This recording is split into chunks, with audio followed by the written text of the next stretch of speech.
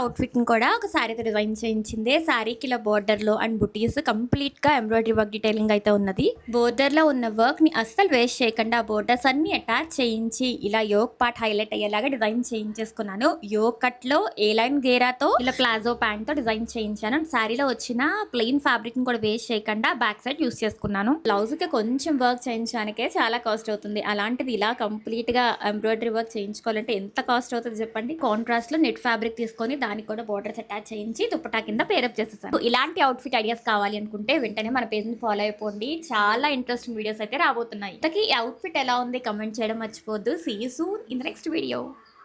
Outfit ని కూడా ఒక సారీతో డిజైన్ చేయించింది. సారీకి ఇలా బోర్డర్ లో అండ్ బుటీస్ కంప్లీట్ గా ఎంబ్రాయిడరీ వర్క్ డీటెయిలింగ్ అయితే ఉన్నది. బోర్డర్ లో ఉన్న వర్క్ ని అస్సలు వేస్ట్ చేయకుండా బోర్డర్స్ అన్ని అటాచ్ చేయించి ఇలా యోక్ పార్ట్ హైలైట్ అయ్యేలాగా డిజైన్ చేయించేసుకున్నాను. యోక్ కట్ లో ఏ లైన్ గేరాతో ఇలా ప్లాజో ప్యాంట్ తో డిజైన్ చేయించాను. సారీలో వచ్చిన ప్లెయిన్ ఫ్యాబ్రిక్ ని కూడా వేస్ట్ చేయకుండా బ్యాక్ సైడ్ యూస్ చేసుకున్నాను. బ్లౌజ్ కి కొంచెం వర్క్ చేయించడానికే చాలా కాస్ట్ అవుతుంది. అలాంటిది ఇలా కంప్లీట్ గా ఎంబ్రాయిడరీ వర్క్ చేయించుకోవాలంటే ఎంత కాస్ట్ అవుతుంది చెప్పండి. కాంట్రాస్ట్ లో నెట్ ఫ్యాబ్రిక్ తీసుకొని దానికి కూడా బోర్డర్స్ అటాచ్ చేయించి దుపట్టా కింద పేరప్ చేసేసాను. ఇలాంటి అవుట్ఫిట్ ఐడియాస్ కావాలి అనుకుంటే వెంటనే మన పేజ్ ని ఫాలో అయిపోండి. చాలా ఇంట్రెస్టింగ్ వీడియోస్ అయితే రాబోతున్నాయి. ఇంతకీ ఈ అవుట్ఫిట్ ఎలా ఉంది కమెంట్ చేయడం మర్చిపోద్దు. See you soon in the next video.